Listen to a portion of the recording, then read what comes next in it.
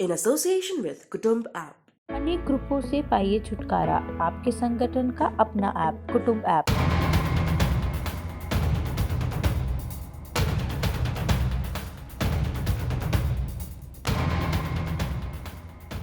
सरकार ने vice admiral G Ashok Kumar को देश का पहला नेशनल मैरीटाइम सिक्योरिटी कोऑर्डिनेटर बनाया है।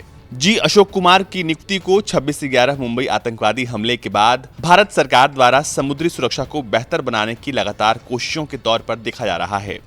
आपको बता दें कि करीब 14 साल पहले समुद्र के रास्ते आए आतंकवादियों ने देश की आर्थिक राजधानी मुंबई पर कहर बरपाया था। इस हमले के बाद सरकार ने लगातार समुद्री सुरक्षा को बढ़ाने पर काम किया और अब जाकर आखिरकार सरकार ने अपने पहले नेशनल मैरीटाइम सिक्योरिटी कोऑर्डिनेटर को नियुक्त किया है। Vice admiral G Ashok Kumar पिछले साल जुलाई में नौसेना के वाइस चीफ के पद से रिटायर हुए हैं। उन्होंने नौसेना में 39 साल से अधिक समय की अपनी सेवा दी है। आपको बता दें कि 3 दशक से अधिक समय के असाधारण करियर के दौरान एडमिरल ने स्टाफ और कमान के अनेक चुनौतीपूर्ण पदों पर काम किया है। 1989 में कोची के नौवहन और संचालन में एक्सपर्टीज हासिल करने के बाद उन्होंने भारतीय नौसेना के जहाजों ब्यास, नीलगिरी, रणवीर और विक्रांत में नौवहन अधिकारी के रूप में काम किया और 39 साल की सेवा देने के बाद वो 31 जुलाई 2021 को रिटायर हो गए। वो राष्ट्रीय सुरक्षा सलाहकार अजीत डोभाल के साथ राष्ट्रीय सुरक्षा काउंसिल सचिवालय के समन्वय के रूप में काम करेंगे। 2021 के अंत में सरकार ने सुरक्षा मामले से संबंधित कैबिनेट समिति ने इस पद के सृजन संबंधी प्रस्ताव को पारित किया था। टाइम्स ऑफ इंडिया की एक रिपोर्ट के मुताबिक एनएमएससी समुद्री क्षेत्र में एकजुट नीतियों और योजनाओं को भी सुनिश्चित करेगा। साथ ही इसमें टेक्नोलॉजी का क्षेत्र भी शामिल रहेगा। साथ ही ये सेना और सिविल एजेंसियों के बीच इंटरफेस के तौर पर भी काम करेगा।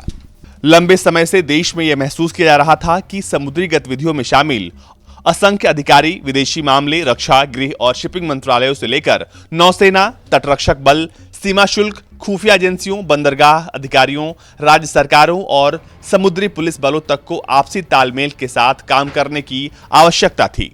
आपको बता दें कि देश में 7,516 किलोमीटर लंबी तटरेखा है, जिसमें कई समुद्री और विशेष आर्थिक क्षेत्र भी शामिल हैं।